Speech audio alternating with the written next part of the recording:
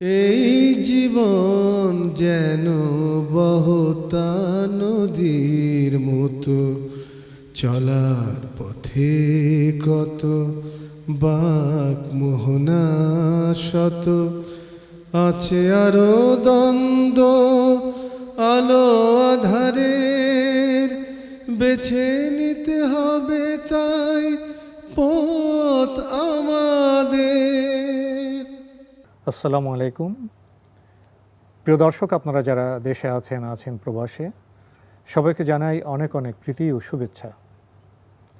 শুরু হলো আন্টিবা আয়োজিত এবং লাভ হলো নিবেদিত টক শো আলোকপাত। আমাদের আজকের বিষয় ঈদ উল আজহা। আপনাদের সাথে আছি আমি জয়নুল আবেদিন আজাদ। আজকে আমাদের নির্দিষ্ট বিষয়ে কথা বলবেন বিশিষ্ট লেখক ও গবেষক ডক্টর মীর মনজুর মাহমুদ। আসসালামু আলাইকুম আরহামতুল্লাহি ওবারাকাতু। প্রিয় দর্শক, ঈদ তো আমাদের প্রিয় বিষয়। বছরে আমরা দুটি ঈদ উদযাপন করে থাকি, একটি ঈদ উল ফিতর, একটি ঈদ উল আজহা। আজকে আমরা ঈদ উল আজহা সম্পর্কে কিছু জানার চেষ্টা করব, তাৎপর্য উপলব্ধির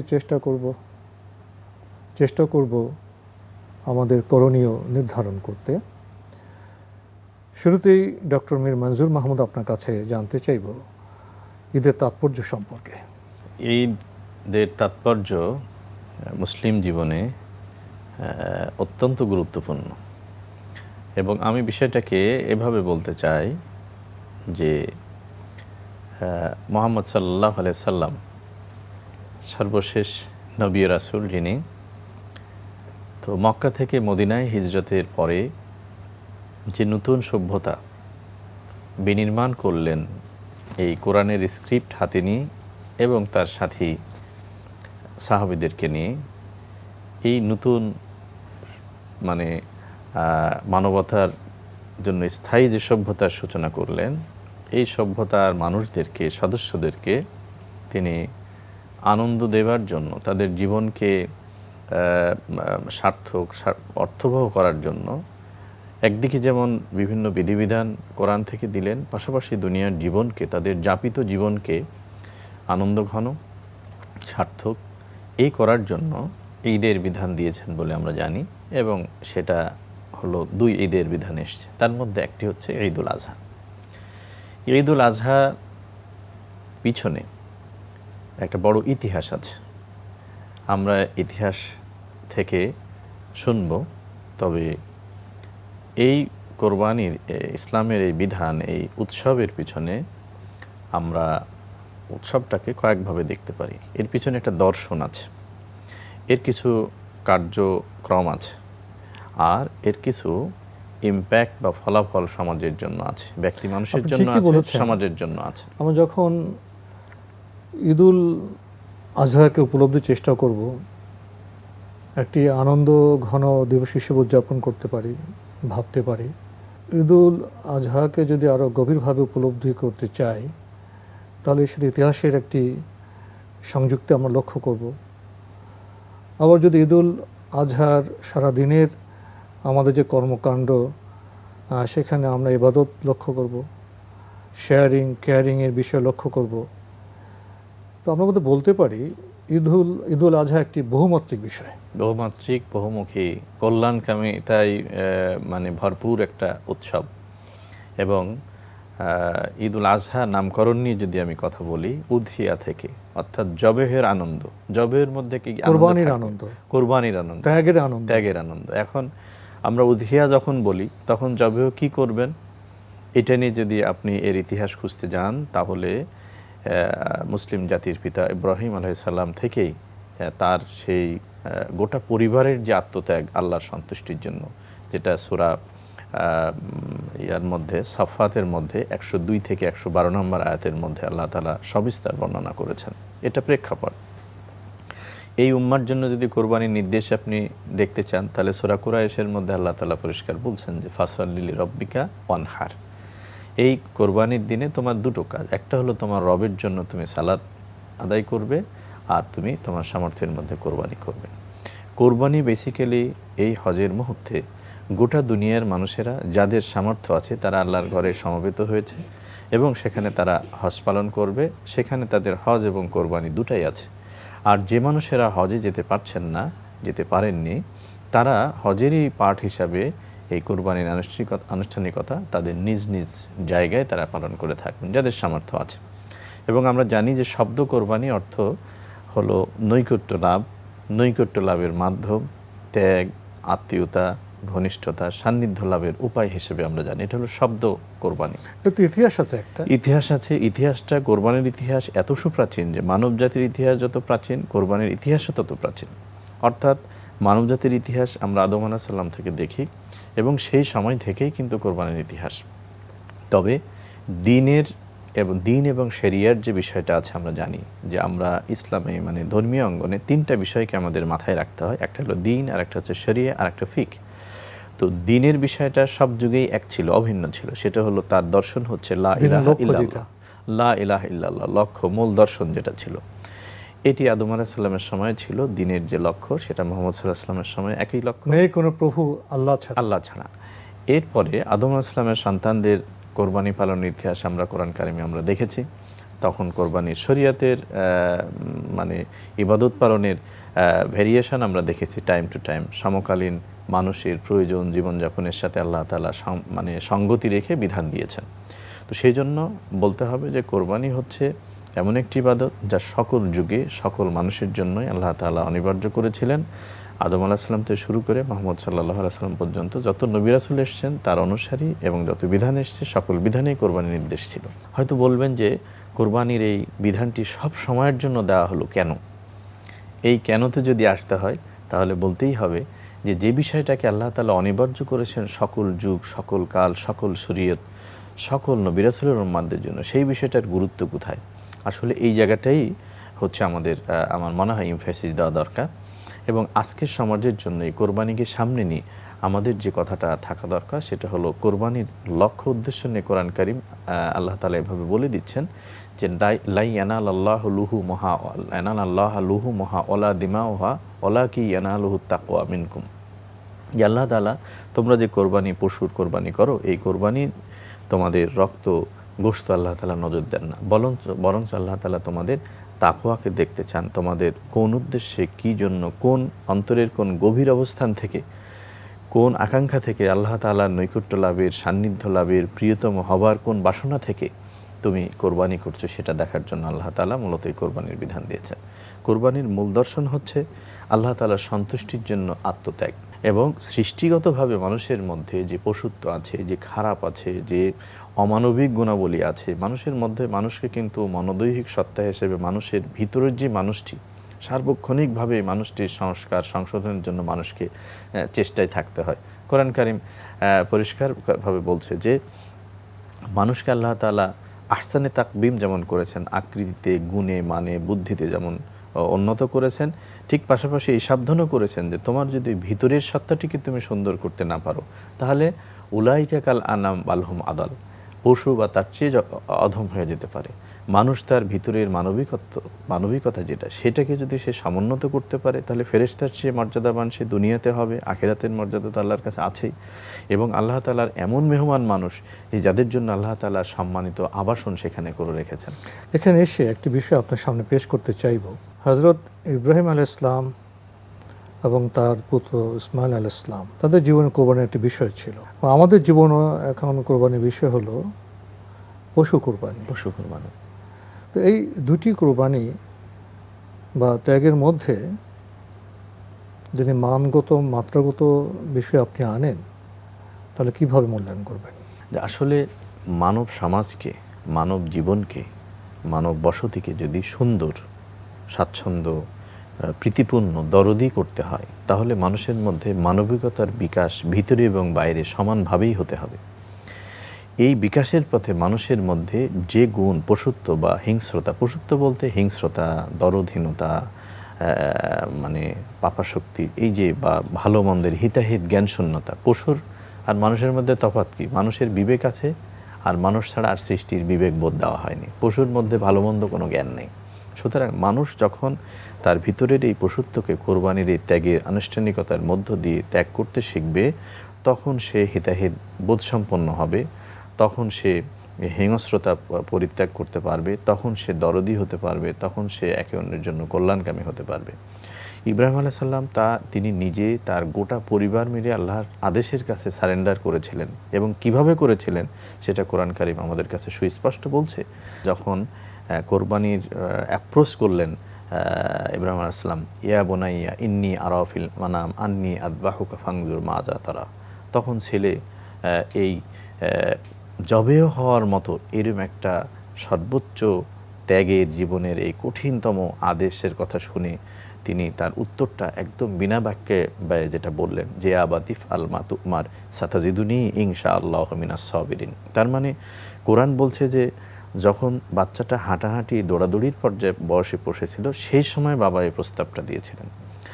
তার মানে ছেলে আকৃতিতে বয়সে যত ছোটই হোক, তার কিন্তু জবেহের কষ্টের অনুভূতি তার ছিল, যার কারণে সে বলছে যে আপনি করেন, আমাকে ধৈর্যশীলদের মধ্যে পাবেন। যেখানে এসে আপনি শেষ করলেন, সেখানে আমরা একটি পরিবার পেলাম, নবী হযরত ইব্রাহিম আলাইহিস সালামের পরিবার। পিতা পুত্রকে বললেন, হে বৎস, আমি তোমাকে আল্লাহর নামে কোরবানি করব, জবে করব। পুত্র বললেন, আপনি আমাদের ধৈর্যশীলের মধ্যে পাবেন। এখন আমরা কোরবানি করছি। কোরবানির চেতনা উপলব্ধি আমাদের মধ্যে কতটা আছে? আমরা কেমন বস্তু কোরবানি করছি? কোরবানি বা ত্যাগের যে চেতনা, সেটা তো কোনো এক বিশেষ দিনের জন্য নির্দিষ্ট নয়।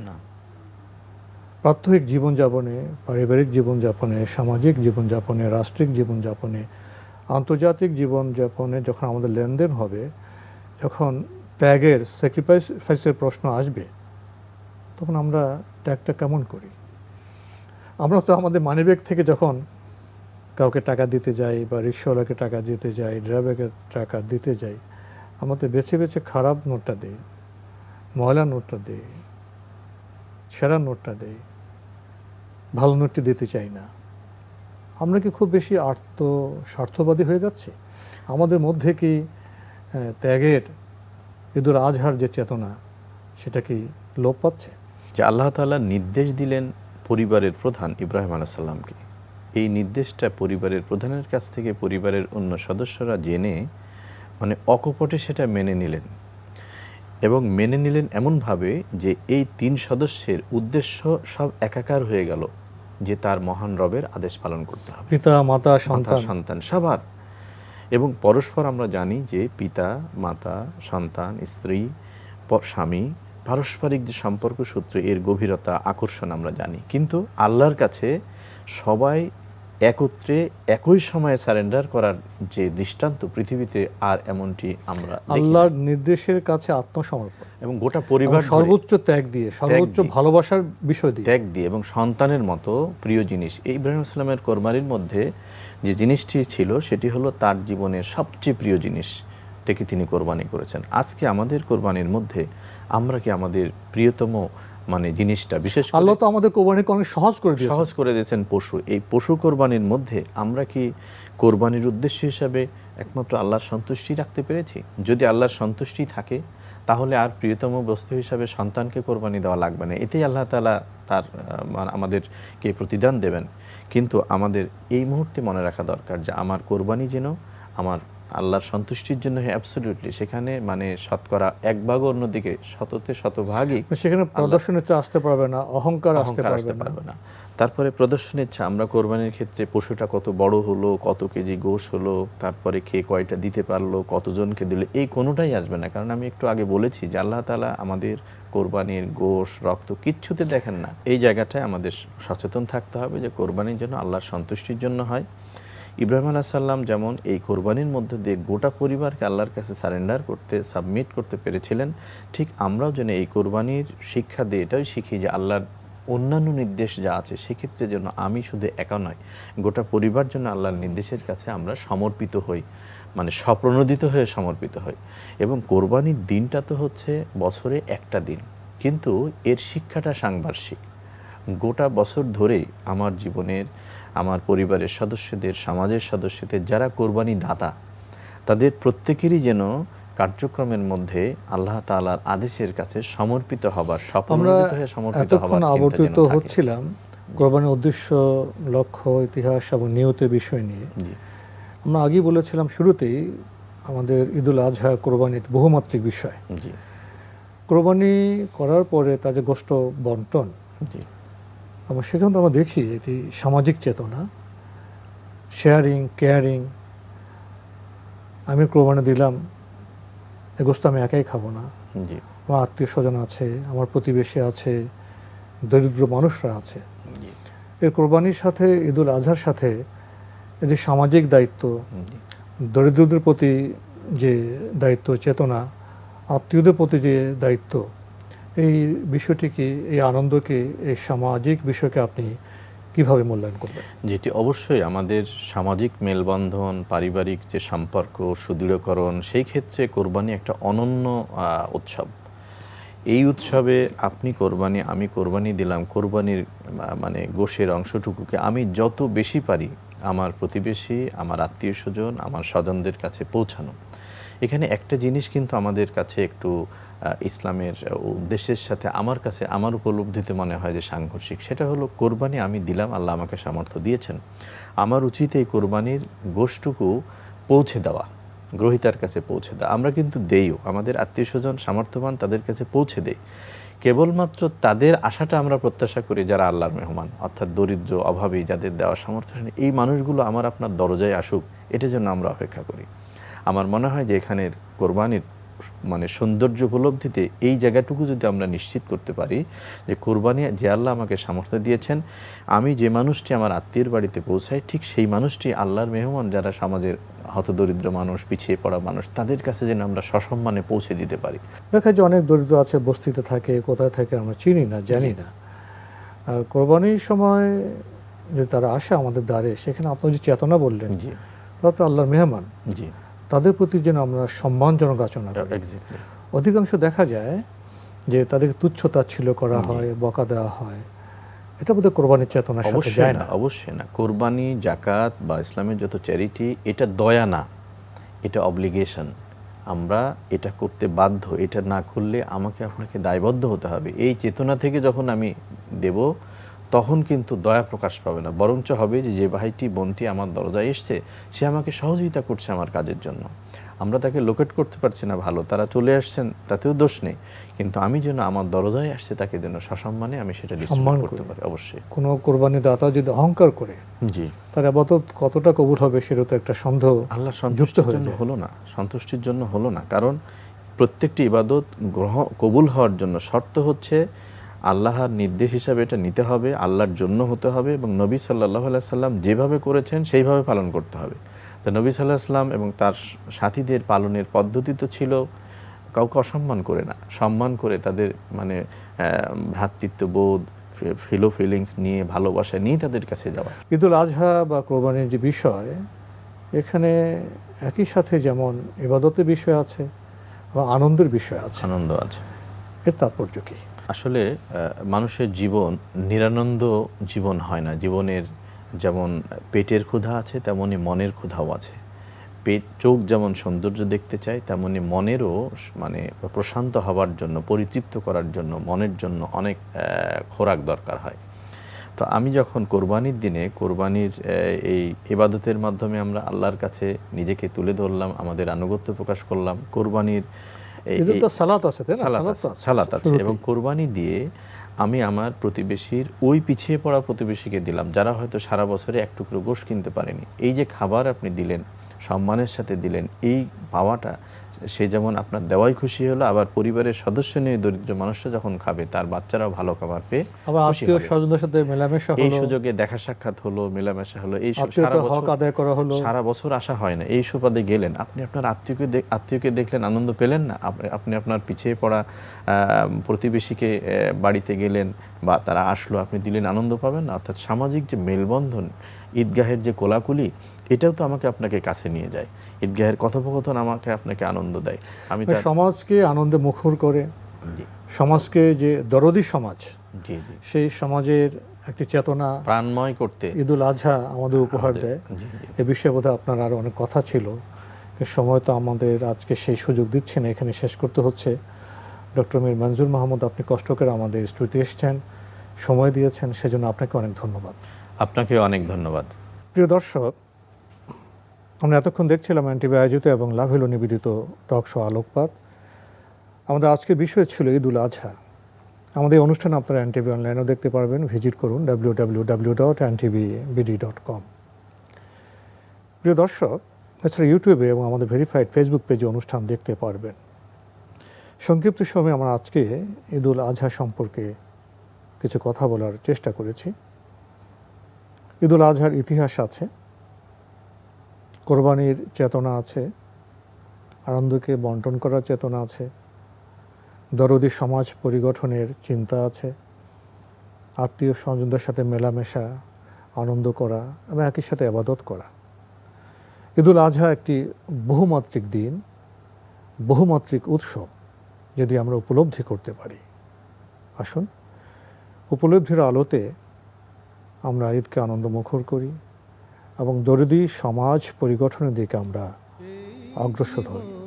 প্রিয় দর্শক, মহান আল্লাহ আমাদের সবাইকে নিরাপদে রাখুন, রাখুন শান্তিতে। আসসালামু আলাইকুম। চলার পথে কত বাক মোহনা শত, আছে আরো দ্বন্দ্ব আলো আধারের, বেছে নিতে হবে তাই পথ আমার।